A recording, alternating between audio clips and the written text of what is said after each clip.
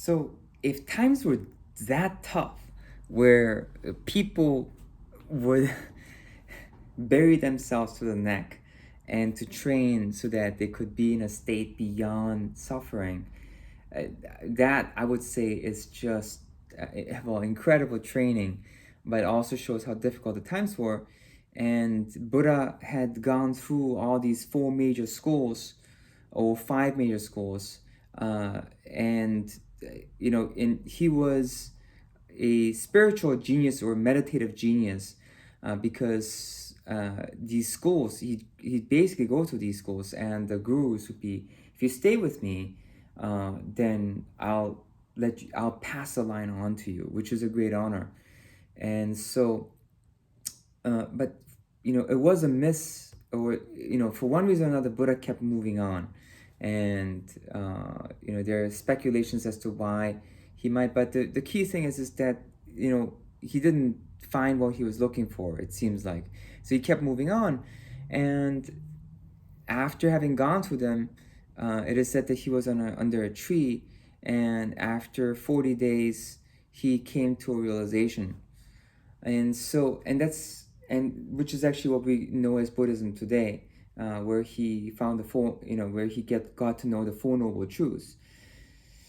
What's really interesting about this is that the conclusion that he reached was that you didn't need to train to that extreme, that life is suffering itself, and that actually you didn't need to train to that extreme, and that if you understood the source of suffering, which is basically your own attachment to things, that suffering comes from your own attachment to the things that you need.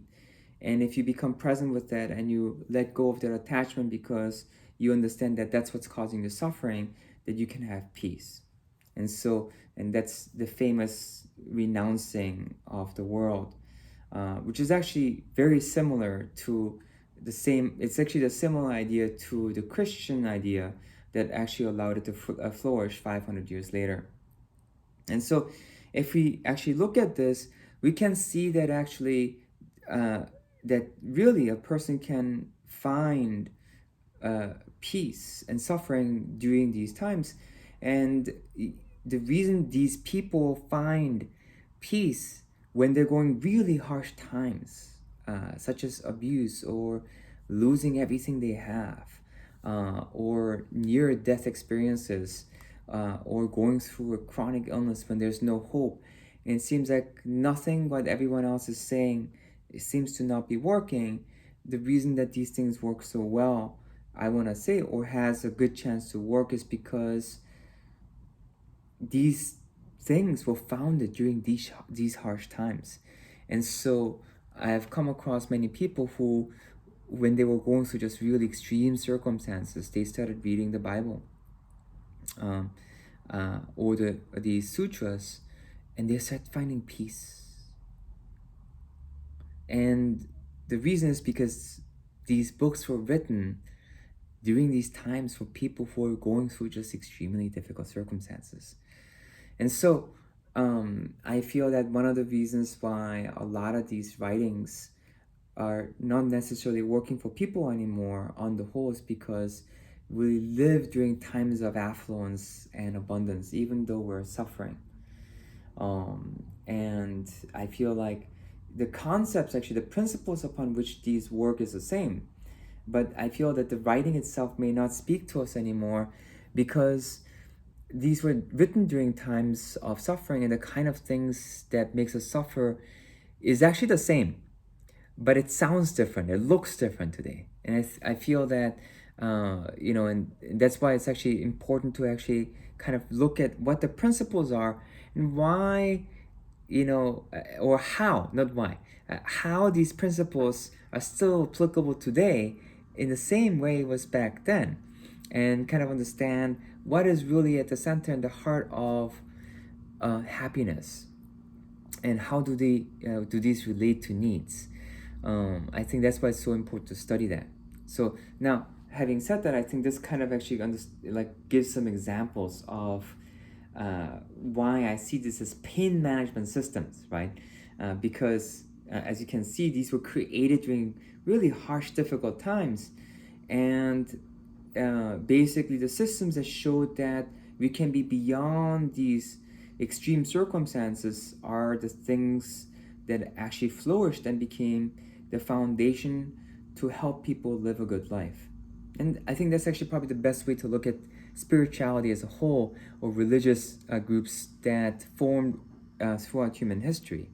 And granted, I feel like religion also has done its harm, but whenever education goes wrong, and instead of it creating openness, it creates prejudice, then of course it's not going to go well, right?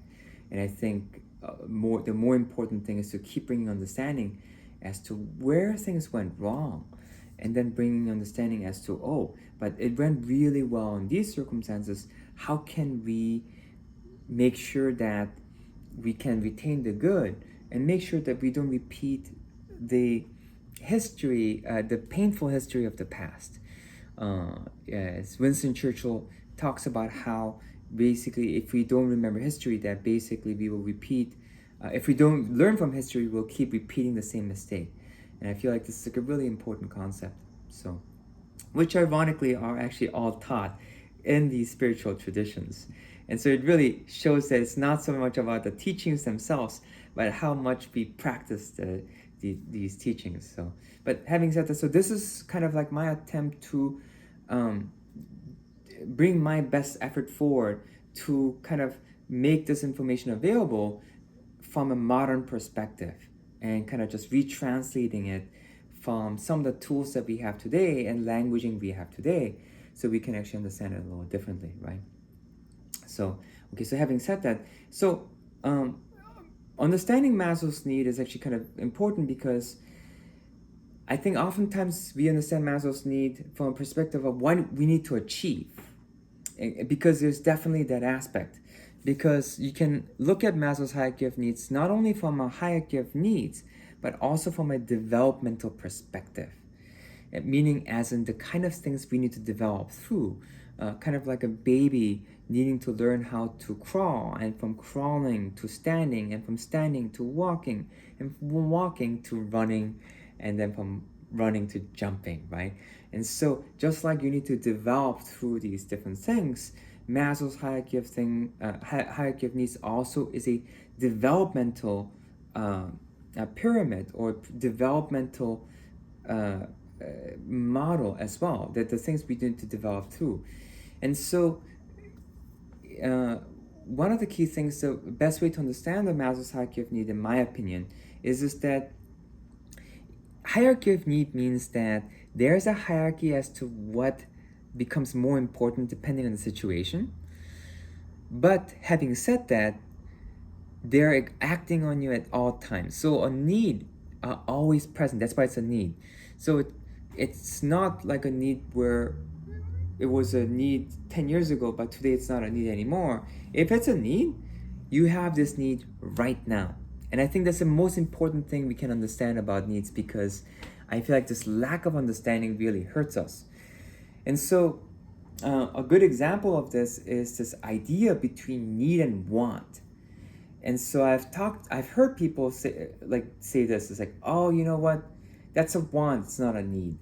As in, you don't really need that, so you should not do that because it's superfluous or it's wasteful.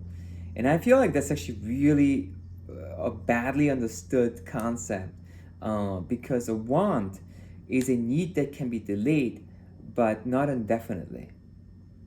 And I feel that unless you understand that, you can actually cause yourself a lot of suffering.